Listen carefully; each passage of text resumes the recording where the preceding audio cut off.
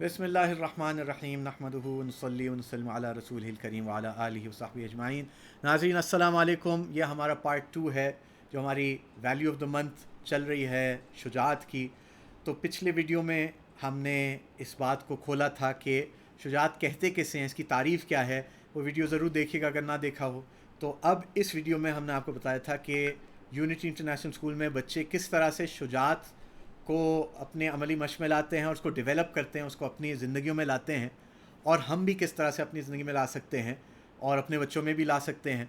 تو اس کے لیے ہمیں اس بات پہ بہت غور سے دیکھنا ہوگا کہ ہمارے یونٹی انٹرنیشنل اسکول میں اقدار یہ بالکل ضم ہیں پورے نصاب میں۔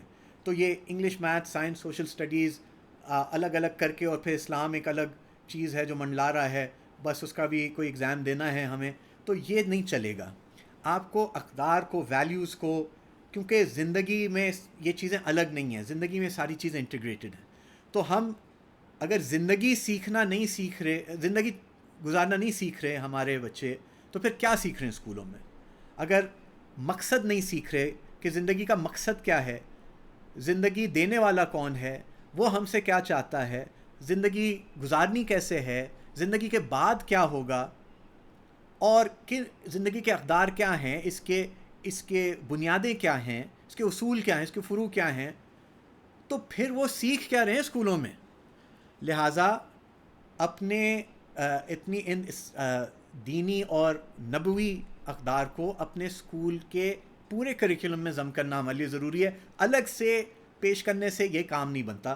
اس لیے میں جو آپ کے سامنے پیش کر رہا ہوتا ہوں، اس کی پریکٹیکل ایگزامپلس تو ہمارے بہت زیادہ ہیں، اس لیے اس کا ٹائم نہیں ہوتا۔ اس کا ایک خلاصہ کہ کن چیزوں پہ ہم focus with in the lessons کے اندر چل کے اپنی لیسن پلاننگ میں، اپنی لرننگ آؤٹ کمز اور آبجیکٹیوز میں کس طرح سے یہ ویلیوز لاتے ہیں۔ تو اب شجاعت ہے فار ایگزامپل، تو اب ہم کیا کر رہے ہیں کہ ہمارے بچے جس چیز کو پریکٹس کرتے ہیں کہ سب سے پہلے کہ فیل ہونا، شکست کھانا، اس کا ڈر دل سے نکالیں۔ سب سے خطرناک خوف اور سب سے خطرناک ڈر کیا ہے؟ کہ شکست کھانے سے ڈرنا، کیونکہ پھر آدمی ہمت ہی نہیں کرتا۔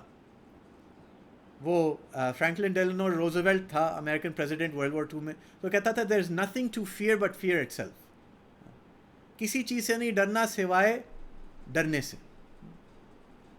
اور وہ کہتے ہیں نا کہ you miss 100% of the shots you don't take. تو آپ جو شاٹ نہیں لیں گے گول کی طرف، وہ تو آپ نے مس کر دیا۔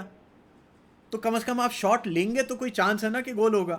جب آپ شاٹ ہی نہیں لیں گے تو بچوں کے اندر اتنا ڈر بٹھا دیا جاتا ہے کہ وہ چانس لینے سے، رسک لینے سے، شاٹ لینے سے گھبرا جاتے ہیں، اور گھبراہٹ پیدا کر دی جاتی ہے۔ یہاں نہیں جانا، ادھر نہیں چڑھنا، یہ نہیں کرنا۔ ہم جب چھوٹے تھے، بچے تھے، تو ہم چھتوں پہ چڑھ رہے ہیں، چھجوں پہ چڑھ رہے ہیں، چھتوں سے کود رہے ہیں، درختوں پہ چڑھ رہے ہیں، کیا کیا نہیں کرتے تھے۔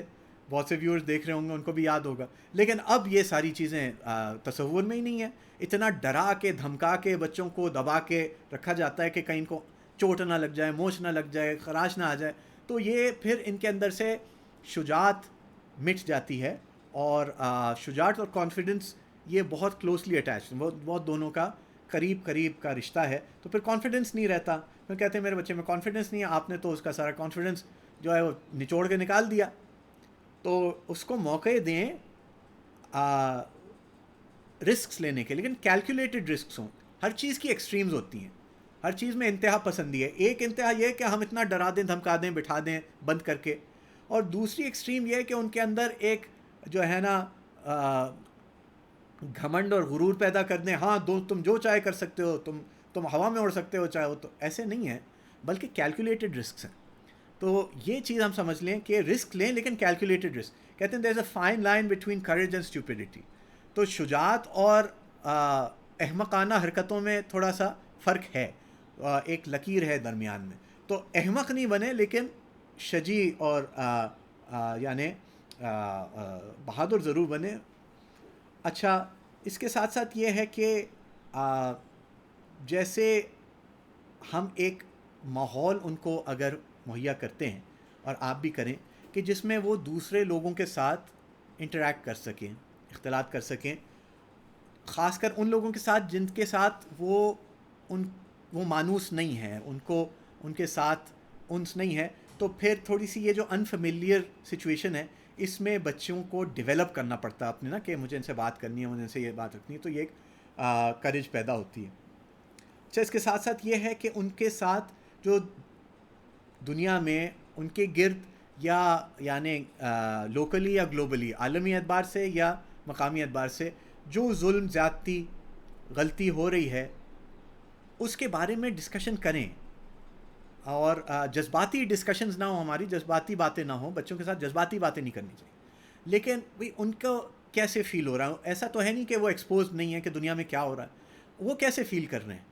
تو وہ اور پھر آدمی بے بس فیل کرتا ہے کہ میں کسی کے لیے کچھ نہیں کر سکتا. نہیں، ان کو بتایا جا کہ آپ کیا کر سکتے ہیں. اگر کسی بچے کو بلی کیا جا رہا ہے اس میں کیا کردار ادا کر سکتا ہوں، یا کسی پہ جھوٹا الزام لگایا جا رہا ہے میں کیا کر سکتا ہوں. یا اگر ہم کسی سے متاثر نہ ہوں کسی سے. مجھے یاد ہے کہ ایک ہمارا اسٹوڈنٹ تھا، ابھی وہ قطر میں ہوتا ہے، ان کے والد صاحب بھی ہمارے اچھے دوست ہیں، بلکہ ہم قطر جب گئے تھے ان سے ملے بھی تھے. تو محمد اس کا نام ہے.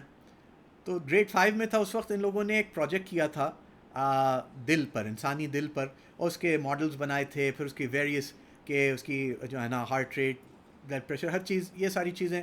پھر اس نے مجھے پریزنٹ کیا کہ کون سی غذا دل کے لیے مفید ہوتی ہے. اس نے کچھ بات کی تو میں نے اس کو کاؤنٹر کیا. میں نے کہا یہ ایسے نہیں ہے، اس طرح ہے. میں نے اس کو کہا کہ نہیں یہ غلط ہے، یہ صحیح ہے.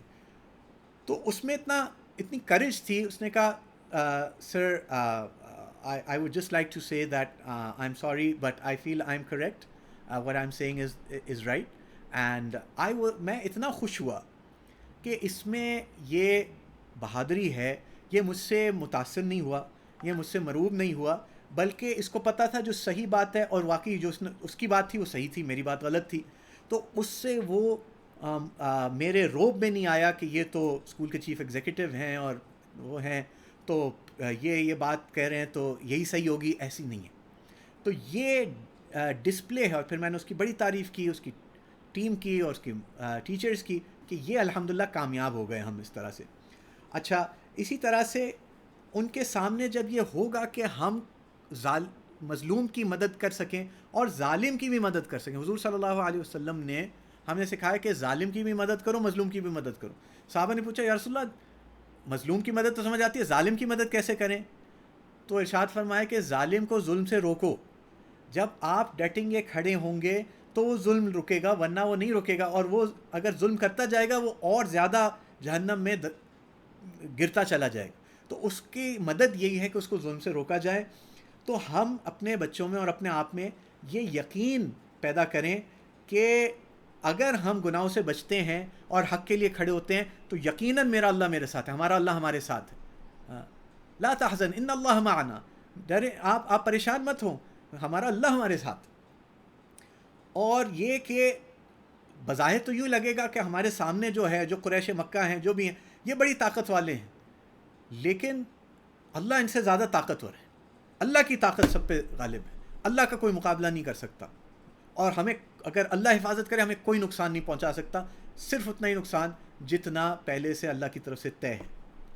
اور ہم اس بات کی مشق کریں، اس کو پریکٹس کریں کہ ہم لوگوں کو معاف کریں اور درگزر کریں. بات بھول جائیں، رات گئی بات گئی، دل میں نہ رکھیں. اس کو پریکٹس کریں اور اپنے بچوں سے بھی پریکٹس کرائیں. دلوں کو صاف رکھنا پریکٹس کرائیں. یہ شجاعت کا، بہادری کا حصہ ہے. معاف کرنا، معافی مانگنا، یہ دونوں بہادروں کے کام ہیں.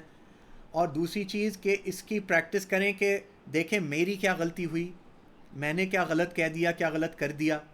اس کو انالائز کریں کہ ہمارے مشترکہ جو افکار یا ہمارے مشترکہ اقدار ہیں، ویلیوز ہیں، پرنسپلز ہیں، اصول ہیں، اس کے خلاف تو میں نے کچھ نہیں کیا، شاید غلطی میری ہے. اس کو سامنے رکھ کے اس کی طاقت، اس کی ہمت رکھیں کہ دوسرے سے معافی مانگیں، اس سے سوری کہیں، اور دل کے خلوص سے کہیں، کہنے کے لیے نہیں کہیں. اور کوشش کریں کہ اس کا کوئی نقصان ہو تو اس کو بھریں. اور اپنے بچوں سے بھی یہی چیز پریکٹس کرائیں. اس سے ان میں شجاعت اور بہادری آئے گی. ایز آلویز خود رول ماڈل بنیں.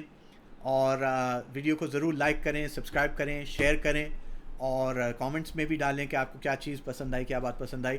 السلام علیکم ورحمۃ اللہ.